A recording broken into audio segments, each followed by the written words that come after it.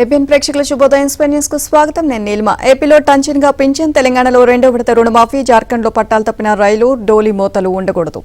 పేదల పెన్నిది చంద్రబాబు కదులుతున్న బస్సులో ఇక అత్యాచారం, ఇలాంటి వార్తల సమాహారం స్పెయిన్ న్యూస్ లో ఇప్పుడు చూద్దాం.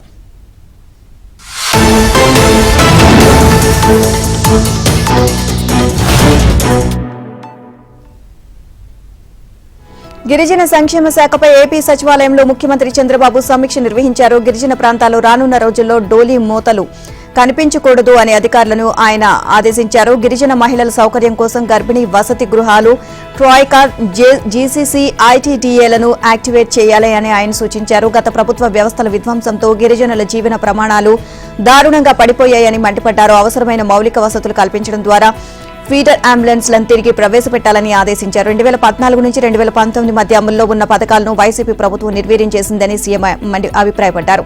గిరిజన విద్యార్థుల కోసం తెచ్చిన ఎన్టీఆర్ విద్యోన్నతి, అంబేద్కర్ ఓవర్ సీన్ విద్యానిధి, బెస్ట్ అవైలబుల్ స్కూల్స్ పథకాలను నిర్వీర్యం చేశారని సీఎం ఆగ్రహాన్ని వ్యక్తం చేశారు. తెలంగాణ ప్రభుత్వం ఇచ్చిన హామీని నిలబెట్టుకుంది. చెప్పినట్టుగానే రెండో విడత రైతు రుణమాఫీ చేసింది. అసెంబ్లీ ప్రాంగణంలో నిర్వహించిన కార్యక్రమంలో సీఎం రేవంత్ రెడ్డి రైతులకు చెక్కులను అందించారు. రుణమాఫీ చెక్కుల పంపిణీ కార్యక్రమంలో సీఎం రేవంత్ తో పాటు డిప్యూటీ సీఎం భట్టి విక్రమార్క, వ్యవసాయ శాఖ మంత్రి తుమ్మల నాగేశ్వరరావుతో పాటు పలువురు మంత్రులు, ఎమ్మెల్యేలు, ఎమ్మెల్సీలు పాల్గొన్నారు. ఇక తాము ఇచ్చిన మాట ప్రకారం రైతులకు రుణమాఫీ చేసి చూపిస్తాము అని సీఎం రేవంత్ రెడ్డి చెప్పారు. ఇక్కడ చెక్కును విడుదల చేసిన వెంటనే ఆ జిల్లా కలెక్టర్లు రైతులకు చెక్కులు పంపిణీ చేయడంతో రైతుల ఖాతాల్లో డబ్బులు పడతాయి అన్నారు. రైతు ప్రయోజనాలే కాంగ్రెస్ ప్రభుత్వానికి ముఖ్యమని గుర్తించి రుణమాఫీ చేశామని తెలంగాణ ముఖ్యమంత్రి రేవంత్ రెడ్డి అన్నారు. కార్పొరేట్ సంస్థల అధిపతులు బ్యాంకులను మోసం చేస్తున్నారు అన్న ఆయన ఆరోపించారు. ఇక గత 10 ఏళ్లలో కార్పొరేట్ కంపెనీలు 14 లక్షల కోట్లు ఎగవేశాయి అని చెప్పారు. సాగు కోసం బ్యాంకుల నుంచి తెచ్చిన అప్పులు తిరిగి కట్టలేక రైతులు నానా అవస్థలు పడుతున్నారని తాము గుర్తించామని అన్నారు. అందుకే కాంగ్రెస్ ప్రభుత్వం వాళ్ల రుణాలను మాఫీ చేస్తోంది అని చెప్పారు. గతంలో అనేక మంది రైతులు సొంత పొలంలోనే పురుగుల మందు తాగి ప్రాణాలు కోల్పోయారని విచారం వ్యక్తం చేశారు. ఏ రైతు కూడా ఆర్థిక సంక్షోభంలో కూరుకుపోకూడదు అన్నదే తమ విధానమని అన్నారు. అందుకే ఇవాళ 1.5 లక్షల వరకు ఉన్న రైతు రుణాలన్నీ మాఫీ చేసినట్లు ఆయన వివరించారు.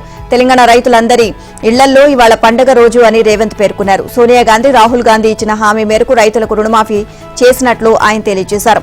ఇక రెండో విడతగా 6,190 కోట్ల రూపాయలు మాఫీ చేశారు. మొత్తం 6,40,000 మంది రైతులకు లబ్ధి కలిగింది. ఇక ఈ క్రమంలో తొలి విడతలో 11,34,000 మంది రైతులకు రుణమాఫీ జరిగింది. 2 దశల్లో కలిపి 12,225 కోట్లు మాఫీ జరిగినట్లు రేవంత్ రెడ్డి గుర్తు చేశారు. రాహుల్ గాంధీ హామీలు ఇచ్చినప్పుడు అందరూ అనుమానాలు వ్యక్తం చేశారని, వారు అనుమానాలను పటాపంచలు చేస్తూ రుణమాఫీ చేస్తున్నామని ఉప ముఖ్యమంత్రి భట్టి విక్రమార్క అన్నారు. రైతులు మేలుకోరే శరవేగంగా నిర్ణయాలు తీసుకున్నామని అన్నారు. ఇక గత ప్రభుత్వంలో పూర్తిగా మూలన పడిన పంటల బీమా పథకాన్ని పునరుద్ధరిస్తామని వ్యవసాయ శాఖ మంత్రి తుమ్మల నాగేశ్వరరావు అన్నారు. ఒకే పంట కాలంలో 2 లక్షల మేర రుణమాఫీ చేస్తున్న ఏకైక పార్టీ కాంగ్రెస్ అని ఆయన కొనియాడారు. ఆయిల్ పంప్ సరఫరాలో రాబోయే 5 ఏళ్లలో రాష్ట్రం అగ్రస్థానంలో ఉంటుంది అని ఆశాభావాన్ని వ్యక్తం చేశారు. రాజకీయ రంగంలో తిరుగులేని శక్తిగా గుర్తింపు పొందిన ఏపీ సీఎం చంద్రబాబు తాను పేదల పాలిట పెన్నిది అని మరోసారి నిరూపించారు. పేద ప్రజలను తానున్నాను అంటూ ఆయన భరోసా కల్పిస్తున్నారు. ఆంధ్రప్రదేశ్లో కూటమి ప్రభుత్వం కొలువు తీరడంతో సాయం కోసం వచ్చిన పేదలను ఆయన ఆదుకుంటున్నారు. ఆర్థిక సాయం అందిస్తూ ప్రజల మన్నలను అందుకుంటున్నారు. గత ప్రభుత్వంలో ఇబ్బందులకు గురైన ఓ మహిళలకు 5 లక్షల రూపాయల ఆర్థిక సాయం అందించిన చంద్రబాబు తాజాగా రోడ్డు ప్రమాదంలో గాయపడిన విద్యార్థికి వైద్య ఖర్చుల కోసం ఆర్థిక సాయం అందించి మానవత్వాన్ని చాటుకున్నారు. గుంటూరు జిల్లా కొల్లూరు మండలం పెసర్లంక గ్రామానికి చెందిన కమ్మెల సాయి ఫణేంద్ర రోడ్డు ప్రమాదానికి గురయ్యారు. న్యాయ విద్యను పూర్తి చేసి ఉద్యోగ ప్రయత్నంలో ఉండగా ఇటీవల రోడ్డు ప్రమాదానికి గురయ్యారు. ఆయన తండ్రి కౌలు రైతు, చికిత్స చేయించే స్తోమత లేదు అని ఆదుకోవాలి అంటూ పుతుంబాక భారతి ఇటీవల సీఎంకు వినతి పత్రం అందజేశారు. వారం తిరగకుండానే సీఎంఆర్ఎఫ్ నుంచి 10 లక్షల రూపాయలు విడుదల చేశారు.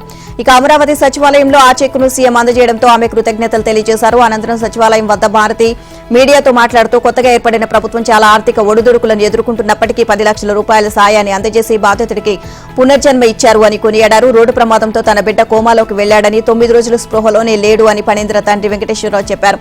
ఇక సాయం అందజేసినందుకు సీఎంకు కృతజ్ఞతలు తెలియజేశారు. ఇదిలా ఉండగా అధికారంలోకి వచ్చిన వెంటనే చంద్రబాబు తూర్పుగోదావరి జిల్లాకు చెందిన ఆరుద్ర కుమార్తె వైద్యం కోసం 5 లక్షల రూపాయలను అందజేశారు. గతంలో తన కుమార్తె వైద్యం కోసం ఇల్లు అమ్మేందుకు ప్రయత్నించిన ఆరుద్రను గత ప్రభుత్వ హయాంలో వైసీపీ నేతలు అడ్డుకున్నారు. ఇక ఈ విషయంపై అనేకసార్లు తాడేపల్లి ప్యాలెస్ చుట్టూ తిరిగిన ఫలితం లేకుండా పోయింది. జగన్ ను కలవకుండా అప్పట్లో ఆమెను పోలీసులు అడ్డుకున్నారు. గత ప్రభుత్వ వైఖరితో విసిగిపోయిన ఆమె కుమార్తెతో పాటు కాశీకి వెళ్లిపోయింది. కూటమి ప్రభుత్వం అధికారంలోకి రావడంతో ఆంధ్రాకు వచ్చిన ఆరుద్ర చంద్రబాబును కలవడంతో ఆర్థిక సాయం లభించింది. ఆంధ్రప్రదేశ్లో సామాజిక పింఛన్ల పంపిణీకి మరోసారి చకచక ఏర్పాట్లు జరుగుతున్నాయి. ఆగస్టు 1వ తేదీ ఉదయం 6 గంటలకే ఎన్టీఆర్ భరోసా పింఛన్ల పంపిణీ కార్యక్రమాన్ని చేపట్టాలని కూటమి ప్రభుత్వం నిర్ణయించింది. అదే రోజు 96% పైగా పింఛన్లు పంపిణీ ప్రక్రియ పూర్తి కావాలి అని ప్రభుత్వ ప్రధాన కార్యదర్శి నీరబ్ కుమార్ ప్రసాద్ జిల్లా కలెక్టర్లకు స్పష్టంగా చేశారు. ఇక జిల్లా కలెక్టర్లతో వీడియో కాన్ఫరెన్స్ నిర్వహించిన సీఎస్ పింఛన్లు టెన్షన్ గా ఇవ్వాల్సిందేనని సూచించారు. ఆగస్టు నెలకు సంబంధించి 64,82,052 పింఛన్లు ఈ పంపిణీకి సంబంధించి 2,737.41 కోట్లను విడుదల చేశారు. ఈ మొత్తాన్ని ఇవాళ మధ్యాహ్నంలోగా డ్రా చేసేందుకు చర్యలు తీసుకోవాలని కలెక్టర్లకు ఆయన సూచించారు. గ్రామ వార్డు సచివాలయ సిబ్బంది 1వ తేదీని ఇంటింటికి వెళ్లి 96% పింఛన్లు పూర్తి చేయాలి అని, 2వ తేదీ 100% పింఛన్లు పంపిణీ పూర్తి చేయాలని ఆదేశించారు. ఇక పింఛన్ల పంపిణీ కార్యక్రమంలో కలెక్టర్లు స్వయంగా పాల్గొనాలని సీఎస్ నీరబ్ కుమార్ ప్రసాద్ సూచించారు. పింఛన్ల పంపిణీకి సంబంధించి జూలై నెలలో పశ్చిమ గోదావరి, కడప, అనంతపురం జిల్లాలో జరిగిన సంఘటనలు పునరావృతం కాకుండా చర్యలు చేపట్టాలని సీఎస్ సలహా ఇచ్చారు. పింఛన్ల పంపిణీలో అక్రమాలకు పాల్పడే వారిపై కఠినంగా వ్యవహరిస్తామని సీఎస్ నీరబ్ కుమార్ ఇప్పటికే హెచ్చరించారు. ఏపీ ప్రభుత్వం ఓటాన్ అకౌంట్ బడ్జెట్ పై ఆర్డినెన్స్ జారీ చేసింది. మంత్రుల నుంచి ఆన్లైన్లో ఆర్డినెన్స్ కు ఆమోదం తీసుకుంది. అనంతరం గవర్నర్ ఆమోదం కోసం పంపింది.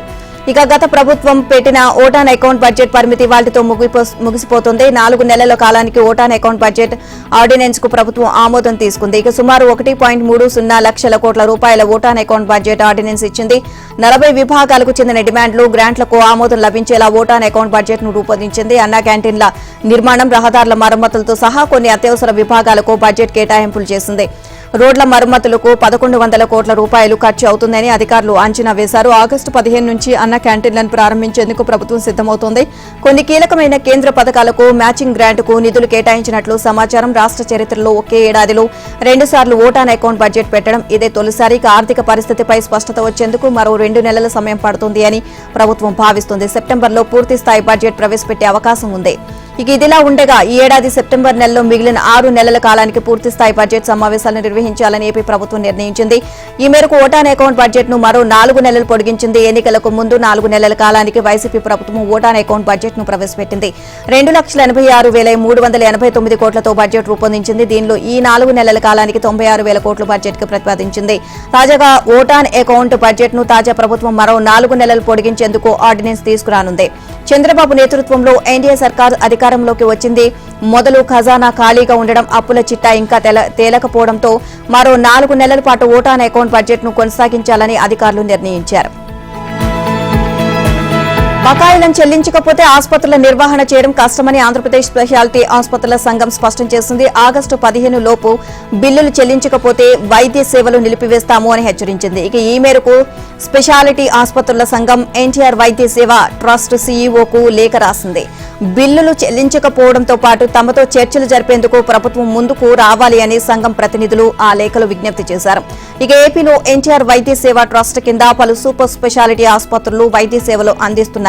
ఎన్టీఆర్ వైద్య సేవ కింద వివిధ రకాల జబ్బులకు చికిత్స అందిస్తున్నారు. ఏపీలో ఈ తరహా ఆసుపత్రులు సుమారు 400 వరకు అసోసియేషన్లో ఉన్నాయి. మరో 200 ఆసుపత్రులు విడిగా సేవలు అందిస్తున్నాయి. తమను ఎన్నో రోజుల నుంచి బకాయిలు పేరుకుపోయాయి అని ఆసుపత్రుల యాజమాన్యాలు ఆవేదన వ్యక్తం చేస్తున్నాయి. బకాయిలు చెల్లించాలని వైసీపీ ప్రభుత్వానికి గతంలో అనేక మార్లు విజ్ఞప్తి చేసినా ఫలితం లేకుండా పోయింది అని ఆసుపత్రి నిర్వాహకులు తెలియజేస్తున్నారు. ప్రభుత్వం నుంచి రావాల్సిన బిల్లులు 2,500 కోట్ల రూపాయల వరకు పేరుకుపోయాయి అని వివరిస్తున్నారు. బిల్లులు పెండింగ్ లో ఉండడంతో ఆసుపత్రుల నిర్వహణ కూడా భారంగా మారింది అని ప్రభుత్వానికి రాసిన లేఖలు ఆసుపత్రుల సంఘం స్పష్టం చేసింది. శస్త్రచికిత్సలకు అయ్యే వైద్య పరికరాలు అలాగే సిబ్బందికి పెరుగుతున్న వేతనాలు చెల్లించేందుకు ఆసుపత్రుల వద్ద నిధులు లేవని వివరించింది. ఈ అంశానికి సంబంధించి గతంలోనే అనేక మార్లు అధికారులకు, ఆరోగ్య శాఖ మంత్రికి ఆసుపత్రుల సంఘం వివరించినా ఫలితం లేకుండా పోయింది. ఇక వైద్య శాఖ మంత్రి అనేక మార్లు బిల్లులు చెల్లిస్తామని పేర్కొన్నప్పటికీ అమలుకు నోచుకోలేదు. ఆగస్టు 15 లోపు తమకు బిల్లులు చెల్లించని పక్షంలో వైద్య సేవలు నిలిపివేయడం తప్ప వేరే గత్యంతరం లేదు అని ఆసుపత్రుల యాజమాన్యాలు తెలియజేస్తున్నాయి. బిల్లులు చెల్లించాలని కోరుతూ ఆసుపత్రుల యజమానుల సంఘం అధ్యక్షుడు డాక్టర్ విజయ్ కుమార్ ఎన్టీఆర్ వైద్య సేవ ట్రస్ట్ సీఈఓకు లేఖ పంపారు. అధికార కాంగ్రెస్ పార్టీకి ఊహించని షాక్ తగిలింది. బీఆర్ఎస్ నుంచి కాంగ్రెస్ లో చేరిన గద్వాల ఎమ్మెల్యే బండ్ల కృష్ణమోహన్ రెడ్డి యూటర్న్ తీసుకున్నారు. తాను తిరిగి బీఆర్ఎస్ లో చేరుతున్నట్లు ప్రకటించారు. బీఆర్ఎస్ వర్కింగ్ ప్రెసిడెంట్ కేటీఆర్ ను అసెంబ్లీలోకి ప్రతిపక్ష నేత ఛాంబర్ లో కలిశారు. తాను మళ్లీ సొంత పార్టీలోనే కొనసాగుతానని ఆయనకు చెప్పారు. ఇక కృష్ణమోహన్ రెడ్డి తీసుకునే నిర్ణయం రాజకీయ వర్గాల్లో కలకలం రేపుతోంది. గద్వాల ఎమ్మెల్యే కృష్ణమోహన్ రెడ్డి తిరిగి బీఆర్ఎస్ కు జై కొట్టడానికి ప్రధాన కారణం స్థానిక కాంగ్రెస్ నేతలతో పొసగకపోవడమేనని తెలుస్తోంది. వాస్తవానికి కృష్ణమోహన్ రెడ్డి రాకను కాంగ్రెస్ తరపున ఆయనపై పోటీ చేసిన జెడ్పీ మాజీ చైర్పర్సన్ సరిత ఆమె వర్గీయులు తీవ్రంగా వ్యతిరేకించారు. పార్టీ నాయకత్వం వారిని ఒప్పించి కృష్ణమోహన్ రెడ్డిని చేర్చుకుంది. కాంగ్రెస్ లో తనకు సరైన గుర్తింపు ఇవ్వడం లేదు అని కృష్ణమోహన్ రెడ్డి భావిస్తున్నట్లు సమాచారం.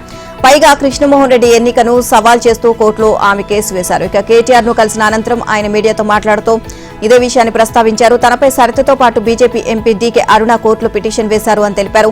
ఈ కేసులో తన తరపున కోర్టులో వాదించేందుకు న్యాయవాదిని ఏర్పాటు చేసిన బీఆర్ఎస్ ఇటీవల తొలగించింది అన్నారు. తిరిగి న్యాయవాదిని ఏర్పాటు చేయాలని కేటీఆర్ ను కోరగా సుముఖత వ్యక్తం చేశారు అని చెప్పారు. ఇక గత డిసెంబర్లో జరిగిన అసెంబ్లీ ఎన్నికల్లో కాంగ్రెస్ అధికారంలోకి వచ్చిన 64 స్థానాలతో బొటాబొటీ మెజారిటీ మాత్రమే సాధించింది. అధికారం కోల్పోయిన బీఆర్ఎస్ కు 39 సీట్లు దక్కాయి. కాంగ్రెస్ పార్టీ ఆపరేషన్ ఆకర్ష్ కు తెరతీయగా బీఆర్ఎస్ నుంచి ఒకరి తర్వాత ఒకరుగా 10 మంది ఎమ్మెల్యేలు హస్తం గూటికి చేరుకున్నారు. వారిపై ఫిరాయింపులు నిరోధక చట్టం కింద చర్యలు తీసుకోవాలి అంటూ బీఆర్ఎస్ నాయకత్వం న్యాయస్థానాన్ని ఆశ్రయించింది. 2/3 మంది ఎమ్మెల్యేలను పార్టీలో చేర్చుకోవడం ద్వారా వారిపై అనర్హత వేటు పడకుండా చూసుకోవాలని కాంగ్రెస్ నాయకత్వం ప్రయత్నిస్తోంది. ఈ క్రమంలో త్వరలోని మరికొందరు బీఆర్ఎస్ ఎమ్మెల్యేలు కాంగ్రెస్ తీర్థం పుచ్చుకుంటారు అనే ప్రచారం కూడా జరుగుతుండగా గద్వాల్ ఎమ్మెల్యే సొంత గూటికి చేరుకుని అందరికీ షాక్ ఇచ్చారు. దీంతో కాంగ్రెస్ లో మరో 9 మంది బీఆర్ఎస్ ఎమ్మెల్యేలు మిగిలారు. వీరిలో 3 ఎమ్మెల్యేలు సొంత పార్టీలకు వచ్చేందుకు సిద్ధంగా ఉన్నారు అని బీఆర్ఎస్ వర్గాలు చెబుతున్నాయి. బీఆర్ఎస్ తరపున గెలిచి కాంగ్రెస్ లో చేరిన భద్రాచలం ఎమ్మెల్యే తెల్లం వెంకట్రావు తిరిగి సొంత పార్టీలోకి వెళ్తారు అంటూ జరుగుతున్న ప్రచారాన్ని ఆయన ఖండించారు. అసెంబ్లీ ప్రాంగణంలో బీఆర్ఎస్ ముఖ్య నేత కనిపిస్తే మాట్లాడానని, దానికే పార్టీ మారుతున్నట్లు ప్రచారం చేయడం సరికాదు అని వెంకట్రావు అన్నారు. తాను మాత్రం కాంగ్రెస్ లోనే కొనసాగుతానని స్పష్టం చేశారు. మరోవైపు చేవెళ్ల ఎమ్మెల్యే కాళీ యాదయ్య కూడా తాను కాంగ్రెస్ లోనే కొనసాగుతానని ప్రకటించారు. తిరిగి బీఆర్ఎస్ లోకి వెళ్లే అవకాశం ఉంది అంటూ సోషల్ మీడియాలో జరుగుతున్న ప్రచారాన్ని ఆయన ఖండించారు. కాంగ్రెస్ లోనే కొనసాగుతూ చేవెళ్ల నియోజకవర్గ అభివృద్ధికి కృషి చేస్తానని అన్నారు. హైదరాబాద్ వనస్థలిపురంలో దారుణం జరిగింది. ఓ హోటల్లో యువతిపై సామూహిక అత్యాచారం జరిగింది. సాఫ్ట్వేర్ లో ఉద్యోగం వచ్చిన సందర్భంగా పార్టీ ఇవ్వడానికి చిన్ననాటి స్నేహితుడితో కలిసి హోటల్ కు వచ్చిన యువతిపై అత్యాచారం జరిగింది. మద్యం మత్తులో స్నేహితుడు మరో స్నేహితుడితో కలిసి అత్యాచారం చేశాడు. గౌతమ్ రెడ్డి అనే యువకుడితో కలిసి బాధితురాలు ఓంకార్ నగర్ లో బొమ్మరిల్లు గ్రాండ్ రెస్టారెంట్ కు వచ్చింది. ఇద్దరు అక్కడే ఉన్న బార్ లో మద్యం సేవించి హోటల్లో ఉన్న రూమ్ కి వెళ్లారు. మద్యం మత్తులో ఉన్న బాధితురాలికి స్పృహ వచ్చి చూసేసరికి గౌతమ్ రెడ్డితో పాటు మరో స్నేహితుడు ఉండడంతో షాక్ అయింది. బాధితురాలు కేకలు వేయడంతో వారిద్దరూ పరారయ్యారు. ఇక బాధితురాలికి సాఫ్ట్వేర్ ఉద్యోగం రావడంతో పార్టీ ఇవ్వమని చిన్ననాటి స్నేహితుడు గౌతమ్ రెడ్డి కోరడంతో బొమ్మరిల్లు బార్ అండ్ రెస్టారెంట్ కు వచ్చారని పోలీసులు తెలియజేశారు. ఇక ప్రస్తుతం గౌతమ్ రెడ్డి అతని స్నేహితుడు పరారీలో ఉన్నారని తెలిపారు. కేసు దర్యాప్తు చేస్తున్నట్లు పోలీసులు తెలియజేశారు. ఢిల్లీలో నిర్భయ ఘటన తలపించేలా హైదరాబాద్ లో మరో దారుణం జరిగింది. కదులుతున్న బస్సులో దారుణం జరిగింది. నిద్రిస్తున్న మహిళపై అత్యాచార ఘటన కలకలం సృష్టించింది. తెలంగాణలోని నిర్మల్ నుంచి ఏపీలోని ప్రకాశం జిల్లాకు వెళ్తున్న ప్రైవేటు ట్రావెల్స్ స్లీపర్ బస్సులో మహిళపై అఘాయిత్యం జరిగింది. నోట్లో గుడ్డలు కుక్కి డ్రైవర్ తనపై అత్యాచారం చేశాడని డయల్ 100 ద్వారా బాధితురాలు పోలీసులకు ఫిర్యాదు చేసింది. అప్రమత్తమైన పోలీసులు ఓయూపీఎస్ సమీపంలో బస్సును ఆపి సీజ్ చేశారు. బస్సులో 2 డ్రైవర్లు ఉండగా ఒకరిని అదుపులోకి తీసుకున్నారు. పరారీలో ఉన్న మరో డ్రైవర్ కృష్ణ కోసం గాలిస్తున్నట్లు సీఐ రాజేందర్ వెల్లడించారు. ఈ కేసులో ఆయనే ప్రధాన నిందితుడు అని సీఐ తెలియజేశారు. ప్రయాణికుల అరుపులు విన్న డ్రైవర్ కృష్ణ మెట్టుగూడ వద్ద బస్సు దూకి పారిపోయినట్లు ఆయన తెలియజేశారు. ఈ ఘటనపై కేసు దర్యాప్తు చేస్తున్నట్లు సీఐ ఎన్ రాజేందర్ తెలియజేశారు. ఈ ఘటనతో తీవ్ర షాక్కు గురైన బాధితురాలిని వైద్య పరీక్షల కోసం గాంధీ ఆసుపత్రికి తరలించినట్లు ఆయన తెలియజేశారు. హైదరాబాద్ నగర శివారు ప్రాంతంలో కలకలం రేగింది. నార్సింగ్ పోలీస్ స్టేషన్ పరిధిలోని గంధంగూడలో ఓ మహిళ ఖాళీలోకి బుల్లెట్ దూసుకువెళ్లింది. పద్మ అనే మహిళ ఇంటి ఆవరణలో దుస్తులు ఆరేస్తున్న సమయంలో బుల్లెట్ దూసుకురావడంతో గాయపడింది. వెంటనే కుటుంబ సభ్యులు ఆమెను ఆసుపత్రికి తరలించారు. ఇక ఘటనా స్థలానికి చేరుకున్న నార్సింగ్ పోలీసులు విచారణ చేపట్టారు. ఆర్మీ ఫైరింగ్ రేంజ్ లో జవాన్లు ఫైరింగ్ ప్రాక్టీస్ చేస్తుండగా ఈ ఘటన చోటు చేసుకున్నట్లు గుర్తించారు. ఇలాంటి ఘటన జరగడం ఈ నెలలో రెండోసారి అని బాధితులు అంటున్నారు. ఉప ముఖ్యమంత్రి జనసేన అధ్యక్షుడు పవన్ కళ్యాణ్ కు హైకోర్టులో ఊరట లభించింది. వారాహి యాత్రలో గ్రామ వార్డు సచివాలయ వాలంటీర్లపై ఆయన అనుచిత వ్యాఖ్యలు చేసినట్లు ఆరోపిస్తూ జగన్ ప్రభుత్వం గుంటూరు కోర్టులో పిటిషన్ దాఖలు చేసింది. అయితే కేసు తదుపరి చర్యలన్నింటినీ న్యాయస్థానం నిలుపుదల చేసింది. ఫిర్యాదుదారు ఎంఎస్ సిరాజుద్దీన్ కు నోటీసులు జారీ చేసింది. విచారణను 4 వారాలకు వాయిదా వేసింది. ఈ మేరకు న్యాయమూర్తి జస్టిస్ వీఆర్కే కృపాసాగర్ మధ్యంతర ఉత్తర్వులు జారీ చేశారు. వాలంటీర్లపై అనుచిత వ్యాఖ్యలు చేసినట్లు, ప్రభుత్వ ప్రతిష్టకు భంగం కలిగించినట్లు అప్పటి వైసీపీ ప్రభుత్వం గుంటూరు కోర్టులోని పబ్లిక్ ప్రాసిక్యూటర్ ద్వారా నమోదు చేయించిన క్రిమినల్ కేసును కొట్టివేయాలని కోరుతూ పవన్ కు హైకోర్టును ఆశ్రయించారు. ఈ వ్యాజ్యం విచారణకు రావడంతో ఆయన తరపున సీనియర్ న్యాయవాది పోసాని వెంకటేశ్వర్లు వాదనలు వినిపించారు. ఇక రాజకీయ కక్షతోనే పవన్ పై అప్పటి ప్రభుత్వం తప్పుడు కేసు నమోదు చేసింది అని న్యాయవాది పోసాని కోర్టుకు తెలియజేశారు. పవన్ పై కేసు నమోదు సుప్రీంకోర్టు తీర్పునకు విరుద్ధమని తెలియజేశారు. గుంటూరు కోర్టులో విచారణను నిలుపుదల చేయాలని ఆయన అభ్యర్థించారు. అడ్వకేట్ జనరల్ దమ్మాలపాటి శ్రీనివాస్ ఇదే కేసుపై స్పందించారు. పవన్ పై క్రిమినల్ కేసు నమోదు, కేకే మిశ్రా కేసులో సుప్రీంకోర్టు ఇచ్చిన తీర్పునకు విరుద్ధంగా ఉంది అన్నారు. గత ప్రభుత్వ హయాంలో నిబంధనలకు విరుద్ధంగా నమోదు చేసిన కేసులు అనేకం ఉన్నాయని అన్నారు. వీటన్నిటిని పునఃపరిశీలించి ప్రభుత్వం నిర్ణయం తీసుకోనున్నది అన్నారు. అందువల్ల విచారణను వాయిదా వేయాలని కోరారు. వివరాలు పరిగణలోకి తీసుకున్న న్యాయమూర్తి విచారణకు సంబంధించి తదుపరి చర్యలన్నింటినీ నిలుపుదల చేశారు. మాదక ద్రవ్యాలు లేని సమాజం కోసం ఏబిఎన్ ఆంధ్రజ్యోతి నిర్వహించిన సదస్సుకు అనూహ్య స్పందన లభించింది. విజయనగరానికి సమీపంలో ఉన్న మిమ్స్ మెడికల్ కళాశాలలో జరిగిన ఈ కార్యక్రమానికి పలువురు అధికారులు, ప్రొఫెసర్లు హాజరయ్యారు. డ్రగ్స్ తో కలిగే దుష్ఫలితాలపై వైద్య విద్యార్థులకు వారు అవగాహన కల్పించారు. ఇక డ్రగ్స్ కు దూరం కావాలి అని వారు సూచించారు. డ్రగ్స్ కి అలవాటు పడి చిన్న భిన్నమైన జీవితాలను జిల్లా అడిషనల్ ఎస్పీ ఆస్మీ పరహీన్ వివరించారు. చెడు అలవాట్లున్న స్నేహితులకు దూరంగా ఉండాలి అని విద్యార్థులకు ఏఎస్పీ సూచించారు. ఒక్కసారి చెడు అలవాట్లకు అలవాటు పడితే జీవితాంతం చీకటిమయమేనని ఆయన హెచ్చరించారు. ఇక ఈ సదస్సులో పాల్గొన్న జిల్లా జాయింట్ కలెక్టర్ కార్తిక్ మాట్లాడుతూ విద్యా సంస్థలకు, ప్రార్థనా స్థలాలకు దగ్గరలో మద్యం, ధూమపాన వినియోగాలు, అమ్మకాలు వంటివి నిషేధమన్నారు. నిషేధాజ్ఞలను ఉల్లంఘిస్తే కఠిన చర్యలు తీసుకుంటామని ఆయన హెచ్చరించారు. ఇక యవ్వనంలో అలవాటైన చెడు వ్యసనాలు ఆఖరి శ్వాస వరకు కొనసాగుతాయని అన్నారు. అనంతరం విద్యార్థులు అడిగిన పలు ప్రశ్నలకు ఆయన సమాధానాలు అందించి వారిని చైతన్యపరిచారు. డ్రగ్స్ వ్యతిరేక సదస్సు నిర్వహించిన ఏబిఎన్ ఆంధ్రజ్యోతికి మిమ్స్ వైద్య కళాశాల చైర్మన్ కృతజ్ఞతలు తెలియజేశారు. ఏపీ ఎక్సైజ్ శాఖలో గత ప్రభుత్వ నిర్వాకాలు వెలుగులోకి వస్తున్నాయి. నకిలీ హోల్ గ్రామ్ స్టిక్కర్లతో మద్యం సరఫరా జరిగినట్లు విజిలెన్స్ అధికారులు అనుమానిస్తున్నారు. డిపోల నుంచి కాకుండా నేరుగా మద్యం ఉత్పత్తి కంపెనీల నుంచి దుకాణాలకు మద్యం బాటిళ్లకు తరలించినట్లు తెలుస్తోంది. ఏడాదికి 13.68 లక్షల మద్యం బీరు బాటిళ్లకు హోలోగ్రామ్ స్టిక్కర్లు టెండర్లను గోల్మాల్ చేశారు అని విజిలెన్స్ విచారణలో వెల్లడైంది. ఇక హోలోగ్రామ్ పేరిట భారీ స్థాయిలో స్కామ్ జరిగినట్లు అధికారులు గుర్తించారు. నిబంధనలకు విరుద్ధంగా మద్యం బాటిళ్లకు వేసే హోలోగ్రామ్ టెండర్లను కట్టబెట్టినట్లు విచారణలో వెల్లడైంది. ఎక్స్పీరియన్స్ సర్టిఫికేట్లు లేకుండానే ఆయన కంపెనీలకు బెవరేజెస్ కార్పొరేషన్ మాజీ ఎండీ వాసుదేవరెడ్డి టెండర్లు ఇచ్చేసినట్లు విచారణలో తేటతెల్లమైంది. జీఎస్టీ లావాదేవీల సమాచారం, గతంలో చేసిన వ్యాపారం వివరాలు లేకుండా టెండర్లు కట్టబెట్టేసినట్లు విచారణలో స్పష్టమైంది. హోలోగ్రామ్ టెండర్లకు సంబంధించిన కీలక సమాచారం గల్లంతైనట్లు విచారణలో వెల్లడించారు. ఇక టెండర్ల ఖరారు ప్రక్రియలో సాంకేతిక కమిటీ నివేదికపై అధికృత సంతకాలు లేనట్టు విజిలెన్స్ అధికారులు గుర్తించారు. సాంకేతిక కమిటీ సమావేశం మినిట్స్ కూడా గల్లంతైనట్లు వారు గుర్తించారు. బెవరేజెస్ కార్పొరేషన్ మాజీ ఎండీ వాసుదేవరెడ్డి ఇష్టానుసారం టెండర్లు ఇవ్వడంతోనే మద్యం సరఫరాలో భారీ స్కామ్ జరిగినట్లు విజిలెన్స్ అధికారులు వ్యాఖ్యానిస్తున్నారు. మత్తు పదార్థాల రవాణా, విక్రయాలపై తెలంగాణ పోలీసులు ఉక్కుపాదం మోపుతున్నారు. విస్తృత తనిఖీలతో డ్రగ్స్ మాఫియాల ఆట కట్టిస్తున్నారు. నల్గొండ జిల్లా మిర్యాలగూడలో గంజాయి తరలిస్తున్న అంతర్రాష్ట్ర ముఠాను రూరల్ పోలీసులు అరెస్ట్ చేశారు. వారి వద్ద నుంచి 1.95 కిలోల గంజాయితో పాటు 5 సెల్ ఫోన్లు, 3,500 నగదును స్వాధీనం చేసుకున్నారు. ఇక మిర్యాలగూడ రైల్వే స్టేషన్ సమీపంలో ఎస్ఐ నరేష్ బృందం పెట్రోలింగ్ నిర్వహిస్తున్న క్రమంలో 13 మంది వ్యక్తులు అనుమానాస్పదంగా కనిపించారని డీఎస్పీ రాజశేఖర్ రాజు తెలియజేశారు. ఈ క్రమంలోనే 9 మంది వ్యక్తులు గంజాయితో పట్టుబడగా వారిని అదుపులోకి తీసుకున్నట్లు చెప్పారు. ఇక మాచర్ల ప్రాంతానికి చెందిన చెల్ల నాగరాజు, మంజుల లక్ష్మి, దుర్గారావు ఒడిశా నుంచి తక్కువ ధరకు గంజాయిని కొనుగోలు చేసి మిర్యాలగూడ సబ్ డివిజన్ పరిధిలో సరఫరా చేస్తున్నట్లు పోలీసులు గుర్తించారు. మాదక ద్రవ్యాల విక్రయం, వినియోగాలను ఉక్కుపాదంతో అణిచివేస్తామని డీఎస్పీ హెచ్చరించారు. ఎగువ పరివాహక ప్రాంతాల నుంచి శ్రీశైలం జలాశయానికి వరద ఉధృతి పెరుగుతోంది. ఇక జూరాల, సుంకేసుల నుంచి వరద ప్రవాహం పెరగడంతో డ్యాం 10 గేట్లను 10 అడుగుల మేర ఎత్తి నీటిని దిగువకు విడుదల చేస్తున్నారు. ఇక వరద ప్రవాహం పెరగడంతో డ్యాం గేట్లను పైకెత్తారు. జూరాల నుంచి 2,81,698 క్యూసెక్లు, సుంకేసుల నుంచి 97,945 క్యూసెక్లు, మొత్తం 3,88,460 క్యూసెక్ల వరద ప్రవాహం వస్తోంది. నిన్న సాయంత్రం 6 గంటల సమయానికి 4,13,000 178 క్యూసెక్ల వరద నీరు చేరింది. జలాశయం పూర్తిస్థాయి నీటి మట్టం 885 అడుగులు కాగా ప్రస్తుత నీటి మట్టం 883.90 అడుగులుగా నమోదైంది. 3,32,453 క్యూసెక్ల నీటిని నాగార్జున సాగర్ కు విడుదల చేస్తున్నారు. శ్రీశైలం జలాశయాన్ని ఇవాళ ముఖ్యమంత్రి చంద్రబాబు సందర్శించనున్నారు. నిండు కుండలా మారిన కృష్ణమ్మకు చంద్రబాబు హారతి పట్టి పూజ చేయనున్నారు. ఇదిలా ఉండగా వాతావరణ శాఖ కీలక సూచనలు జారీ చేసింది. రుతుపవన ద్రోణి తూర్పు భాగం బాలాసోర్ మీదుగా తూర్పు మధ్య బంగాళాఖాతం వరకు విస్తరించింది. రానున్న 2-3 రోజుల్లో ఈ ద్రోణి ఉత్తరాది వైపుగా పయనించనుంది. ఇక బంగాళాఖాతంలో అల్పపీడనాలు ఏవీ లేవు. రాష్ట్రంపై ఉపరితల ఆవర్తనాలు గాని ద్రోణులు గాని కొనసాగడం లేదు. దీంతో ఆకాశం నిర్మలంగా మారి ఎక్కువ చోట్ల పొడి వాతావరణం కొనసాగింది. నిన్న రాష్ట్రంలో అతి తక్కువ చోట్ల వర్షాలు కురిశాయి. రానున్న 24 గంటల్లో కోస్తా రాయలసీమలో అక్కడక్కడ వర్షాలు కురుస్తాయని, తర్వాత కొద్ది రోజులు వర్షాలు తగ్గుముఖం పట్టే అవకాశం ఉందని వాతావరణ శాఖ నిపుణులు ఒకరు తెలియజేశారు. బంగాళాఖాతంలో అల్పపీడనం ఏర్పడేంత వరకు రాష్ట్రంలో ఎక్కువ చోట్ల పొడి వాతావరణమే ఉంటుంది అని వివరించారు. ఏపీ ప్రభుత్వంపై పీసీసీ చీఫ్ షర్మిల ప్రశ్నల వర్షం కురిపించారు. ఆయుష్మాన్ భారత్ కార్డులు ప్రతి ఒక్కరూ తీసుకోవాలి అంటూ కేంద్ర మంత్రి పెమ్మసాని చంద్రశేఖర్ చేసిన వ్యాఖ్యలపై ఆమె అనుమానాలు వ్యక్తం చేశారు. ఆరోగ్యశ్రీని నిలిపివేసే ఆలోచన కూటమి సర్కార్ చేస్తుందా అని ట్వీట్ చేశారు షర్మిల.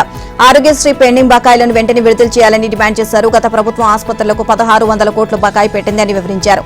అందుకే ఆసుపత్రులు కేసులు తీసుకోవడం మానేశాయని అన్నారు. కూటమి ప్రభుత్వం మంత్రుల మాటలు ఆరోగ్యశ్రీ పథకం అమలుపై అనుమానాలు రేకెత్తించేలా ఉన్నాయి అన్నారు. ఆరోగ్యశ్రీ పథకానికి ఏ లోటు లేకుండా అమలు చేయాలని వైఎస్ షర్మిల డిమాండ్ చేశారు.